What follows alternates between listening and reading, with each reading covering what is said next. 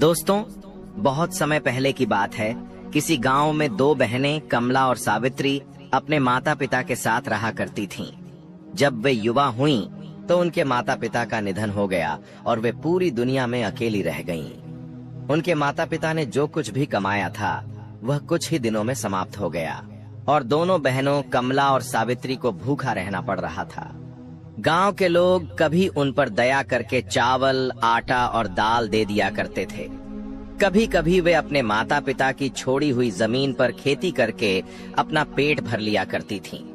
दोस्तों, एक दिन उस गांव में संतों का एक बड़ा सा समूह आ गया। उस समूह में कुछ महिला साधु भी थीं। बड़ी बहन कमला ने उन्हें देखा तो उसके मन में वैराग्य की भावना पैदा हो गई। उसने संसार के मोह को त्यागने का फैसला किया। उसने सोचा कि भूखों मरने से अच्छा है कि भगवान की शरण में जाकर पूजा पाठ और भजन में अपनी जिंदगी बिताई जाए। जब उसने यह बात अपनी छोटी बहन सावित्री को बताई, तो वह रोने लगी, कहने लगी, नहीं दीदी, ऐसा मत सोचो। अगर तुम भी चली गई तो मैं बिल्कुल अकेली रह जाऊंगी। लेकिन बड़ी बहन कमला ने उसकी एक बात भी नहीं सुनी और रात में ही उस समूह के साथ गांव से चली गई। दोस्तों, सुबह होते ही यह खबर पूरे गांव में आग की तरह फैल गई कि उस किसान की बेटी माता पिता के मरने के बाद अपनी बहन सावित्री को छोड़कर चली गई है। समाज की यह एक कड़वी सच्चाई है कि कोई भी महिला चाहे वैराग्य के लिए घर छोड़े या किसी और कारण से, उसे हमेशा बदनामी का ही सामना करना पड़ता है। एक महिला के लिए घर छोड़ना और माथे पर कलंक लगना माना जाता है। छोटी बहन सावित्री ने बहुत सफाई दी कि उसकी बहन के मन में वैराग्य आ गया था और वह भगवान की शरण में जा रही है, पर लोगों ने उसकी बात पर विश्वास नहीं किया। लोग कान्हा फूंकने लगे और कुछ ने तो यह भी कहा कि कहीं बड़ी बहन की तरह छोटी बहन भी गांव की बदनामी न कर दे। यह सुनकर गांव के कुछ बड़े बुजुर्गों ने फैसला किया कि पूरे गांव से चंदा इकट्ठा करके छोटी बहन का विवाह कर देना चाहिए। यह विचार सभी ग्रामवासियों को पसंद आया। सबने थोड़े थोड़े पैसे इकट्ठा किए और एक अच्छा सा लड़का ढूंढा और एक अच्छे घर में छोटी बहन सावित्री का विवाह करवा दिया। विवाह के बाद वह अपने ससुराल में आ गई। यह एक बहुत समृद्ध और सुखी घर था, जहाँ किसी चीज की कोई कमी नहीं थी। उसका पति भी उसे बड़ा प्रेम करने वाला था। छोटी बहन को अपने गांव वालों से कोई शिकायत नहीं रही। वह तो अपने गांव वालों को दिल से धन्यवाद कर रही थी कि उन्होंने एक अनाथ को इतने अच्छे घर में विवाह कराया। एक दिन जब वह कुएं पर पानी भरने गई, तो उसने अपनी बाल्टी कुएं में डाली। तभी एक बूढ़ा मुसाफिर उसके पास आया और कहने लगा, बेटी, मुझे थोड़ा सा पानी पिला दो, बहुत दूर से प्यास लगी है। लड़की ने कहा, बाबा, कुएं के पास बैठ जाओ, मैं पहले अपनी मटकी भर लूं, फिर आपको पानी पिला दूंगी। इतना कहकर उसने बाल्टी खींची और अपनी मटकी में पानी भरने लगी। 2 बाल्टियां खींचकर उसने अपनी मटकी में पानी भरा। फिर वह थोड़ी देर के लिए आंखें बंद करके खड़ी रही। जैसे ही उसने आंखें खोली, उसने फटाफट अपनी मटकी अपने सिर पर रखा और जल्दी से अपने घर की तरफ चलने लगी। वह बूढ़ा मुसाफिर हैरान होकर कहने लगा, बेटी, मुझे पानी तो पिला देती। कब से मैं कह रहा हूँ कि मुझे बहुत जोर से प्यास लगी है। बूढ़े की बात सुनकर लड़की ने चलते चलते ही जवाब दिया, बाबा, मेरे पीछे पीछे मेरे घर चले आओ, वहाँ मैं आपको लोटा साफ करके पानी पिला दूंगी। बेचारा बूढ़ा क्या करता, वह उसके पीछे पीछे चल दिया। लड़की अपने घर पहुंची। हवेली में पहुंचकर उसने मटकी नीचे रखी और अंदर से एक लोटा लेकर आई। लोटा एकदम साफ सुथरा था। फिर भी उसने उस मुसाफिर के सामने उस लोटे को अच्छी तरह से साफ किया और उसमें पानी भरकर तुलसी के पौधे के चारों ओर डाल दिया। इस तरह की तुलसी की जड़ में एक भी बूंद पानी न जाए। चारों तरफ पानी डालकर उसने आंखें बंद करके भगवान का धन्यवाद किया और कहा, हे प्रभु, आप धन्य हैं, आपने मेरी लाज रख ली। इसके बाद उसने वह लोटा पानी भरकर उस मुसाफिर को दिया और कहा, लो बाबा, अब भर पेट पानी पियो। मुसाफिर यह देखकर हैरान होकर लोटा हाथ में लेते हुए बोला, मैं पानी तभी पीऊंगा जब तुम मुझे इसका राज बताओगी। तुम चाहती तो मुझे वही कुएं पर पानी पिला सकती थी, पर तुमने पीछे पीछे घर तक आने को कहा। घर आकर भी तुमने तुरंत पानी हमें नहीं पिलाया।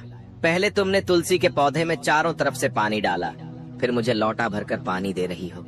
अगर तुलसी की जड़ में पानी डालती तब भी बात समझ में आती, पर तुमने तो उसमें एक बूंद भी नहीं जाने दी और फिर लाज रखने के लिए भगवान को धन्यवाद दे रही हो। इसका क्या राज है? पहले मुझे बताओ, तभी मैं पानी पीऊंगा। इस पर सावित्री ने हंसते हुए कहा, बाबा, यह राज आप नहीं जान पाएंगे। अगर आप जान भी लेंगे तो विश्वास नहीं कर पाएंगे। अब तो मुसाफिर की हैरानी और बढ़ गई। उसने हाथ जोड़कर उस लड़की से कहा, बेटी, कृपा करके मुझे यह राज बताओ, नहीं तो मेरे मन में बेचैनी रहेगी। इस पर उस लड़की ने बूढ़े को शांत करते हुए कहा, बाबा, मेरी बात ध्यान से सुनिए। आपने देखा कि मैंने लोटा भरकर पानी तुलसी के पौधे के चारों तरफ डाला हो, पर एक बूंद भी उसकी जड़ में नहीं जाने दी। तो मैं आपको बताती हूँ कि मैंने ऐसा क्यों किया। बाबा, मेरी एक बड़ी बहन है जिसका नाम है कमला, जिसने साधु जीवन अपना लिया है। अब साधुओं के समूह के साथ एक झोपड़ी में रहती है। आज सुबह सभी साधुओं की झोपड़ियों में आग लग गई। जब मैं कुएं पर थी तभी मुझे एहसास हुआ कि मेरी बहन की झोपड़ी भी जल रही है। इसलिए मैं दौड़कर घर आई और आकर तुलसी के पौधे के चारों तरफ पानी डाला। तुलसी का पौधा मेरी बहन कमला का प्रतीक है। उस पौधे के चारों ओर पानी डालकर मैंने दूर से ही अपनी बहन की झोपड़ी की आग बुझा दी। यह सुनकर बूढ़ा बहुत हैरान हो गया। उसने कहा, तुम्हारी बहन कहाँ बैठी है और तुम कहाँ इतनी दूर बैठी हो? भला कोई इतनी दूर से किसी का घर की आग कैसे बुझा सकता है? इस पर लड़की ने कहा, बाबा, अगर आपको विश्वास नहीं आता तो आप वहाँ जाकर देख लो। बाकी सभी साधु संतों की झोपड़ी जल रही है, बस मेरी बहन की झोपड़ी की आग बुझी हुई है। यह सुनकर बूढ़ा अपनी बहन का पता लेकर वहाँ के लिए चल पड़ा। बूढ़े की भूख और प्यास जो कुछ भी थी वह सब समाप्त हो चुकी थी। वह मुसाफिर जब उस जगह पर पहुंचा तो उसने देखा कि सभी साधु संतों की झोपड़ियां जल रही हैं और सभी अपनी अपनी झोपड़ी के सामने खड़े होकर रो रहे हैं।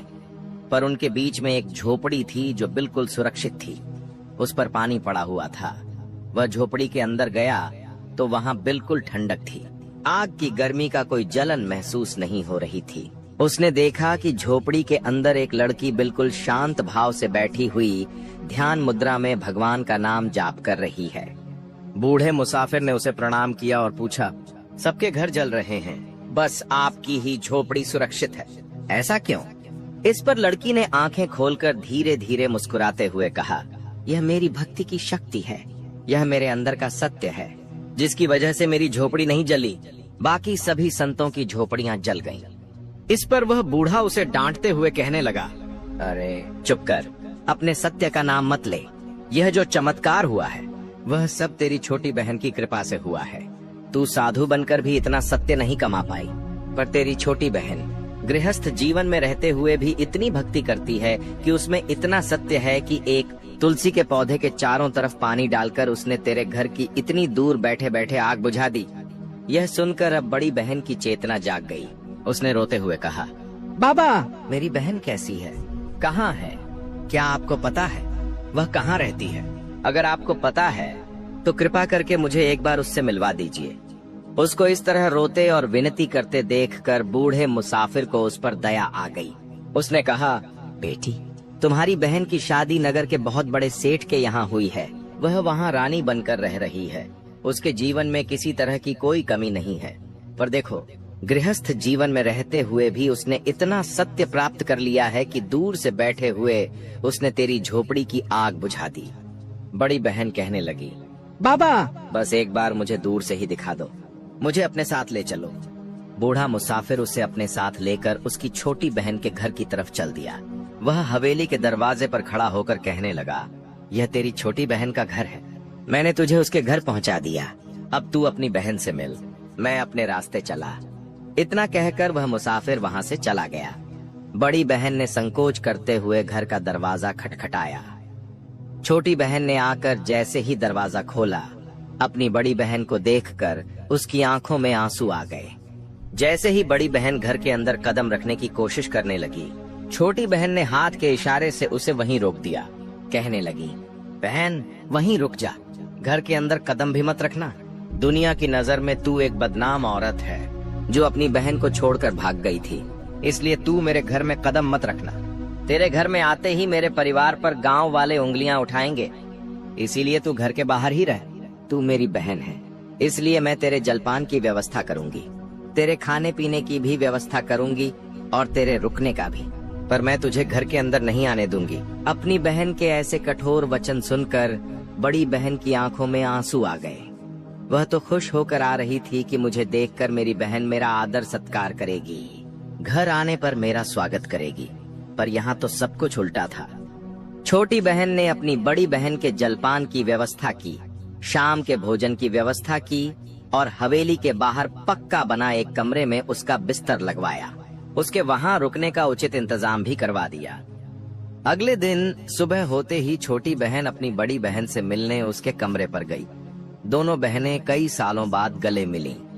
एक दूसरे को देखकर फूट फूट कर रोने लगीं। फिर दोनों ने एक दूसरे के आंसू पोंछे और एक दूसरे को तसल्ली दी। फिर बैठकर बातें करने लगीं। बड़ी बहन ने छोटी बहन से कहा, बहन, तेरा तो बड़ा असर है, तेरे तो भाग्य खुल गए। गांव वालों ने मिलकर तेरी शादी इतने अच्छे घर में करवा दी कि तुझे किसी चीज की कमी नहीं रही, और मैं एक सन्यासी बनकर जगह जगह भटक रही हूँ, पर मेरे मन को सुख शांति नहीं है।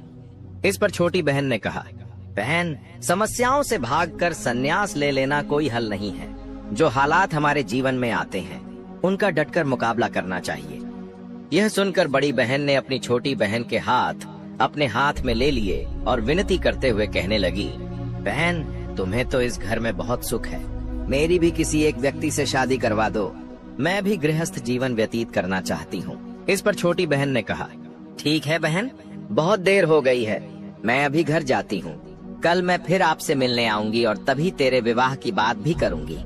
इसके बाद छोटी बहन अपने घर चली गई। अगले दिन सुबह सुबह वह अपनी बहन के पास पहुंची। उसके हाथ में एक वरमाला थी। उसने उस वरमाला को एक थाल में रखा और ऊपर से एक रेशमी कपड़े से ढक दिया। फिर उसने अपनी बहन को नहला धुलाकर अच्छे से श्रृंगार किया। दुल्हन के जोड़े में सजी धजी बहन जब खुद को शीशे में देखती तो खुद ही शर्माने लगती। उसने अपनी बहन से पूछा, बहन, अब मुझे क्या करना है? छोटी बहन उसे नगर के बाहर ले गई और कहने लगी, बहन, इस नगर के 4 दरवाजे हैं, तू अपनी मर्जी से एक दरवाजा चुन और उस रास्ते से नगर में चली जा।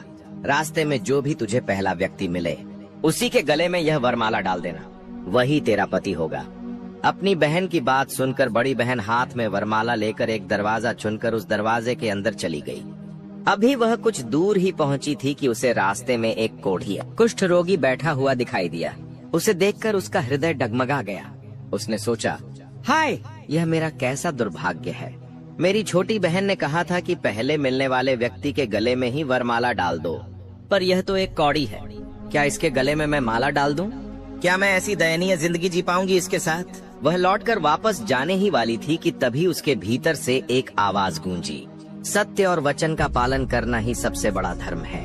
यदि तू अपने वचन से पलटी तो तेरे जीवन में कभी सुख नहीं आएगा।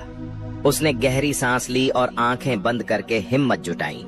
वह धीरे धीरे उस कोढ़ी के पास गई और उसके गले में वरमाला डाल दी। वरमाला डालते ही पूरा नगर गूंज उठा। आकाश से पुष्पों की वर्षा होने लगी, घंटियों की ध्वनि सुनाई देने लगी। क्षण भर में वह कोढ़ी दिव्य रूप धारण करके देव स्वरूप में खड़ा हो गया। उसकी कांति से पूरा नगर आलोकित हो उठा। उस देव ने मुस्कुराकर कहा, तूने अपने वचन का पालन किया, तूने दया, प्रेम और सत्य को चुना, इसलिए आज तुझे मैं स्वयं वर के रूप में प्राप्त हुआ हूँ। यह सब तेरी छोटी बहन की भक्ति और तेरे सत्य के कारण संभव हुआ है। अब तू मेरी अर्धांगिनी होकर सदा मेरे साथ रहेगी। यह देखकर नगरवासी स्तब्ध रह गए। छोटी बहन भी दौड़ती हुई वहां पहुंची। उसने उस दृश्य को देखा तो उसकी आंखों से आंसू बहने लगे। उसने उस देव को प्रणाम किया और अपनी बहन कमला को गले लगा लिया। बड़ी बहन ने कहा, छोटी बहन, आज मुझे समझ में आया कि गृहस्थ जीवन में रहते हुए भी सच्ची भक्ति और सत्य का पालन करना कितना महान है। तूने ही मुझे यह राह दिखाई। तेरे ही कारण मुझे देव स्वरूप पति मिले हैं। उस देव ने दोनों बहनों को आशीर्वाद दिया और कहा, तुम दोनों बहनें सदा धर्म और भक्ति का आदर्श बनी रहो।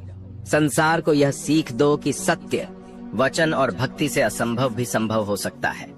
दोस्तों, इस कहानी से हमें 4 बातें सीखने को मिलती हैं। सबसे पहली बात, समस्याओं से भागना समाधान नहीं है, उनका डटकर सामना करना ही सच्चा साहस है। दूसरी बात, सत्य और वचन की शक्ति अपार है, जो अपने वचन पर अडिग रहता है, ईश्वर उसकी रक्षा करते हैं। तीसरी बात, भक्ति केवल सन्यास में नहीं बल्कि गृहस्थ जीवन में भी संभव है। सच्चा प्रेम और श्रद्धा कहीं भी दिव्यता ला सकता है। और चौथी बात, दया और त्याग से ही चमत्कार होते हैं। दोस्तों, मुझे उम्मीद है कि इस कहानी बहुत समय पहले की बात है। किसी गांव में दो बहनें कमला और सावित्री अपने माता पिता के साथ रहा करती थीं।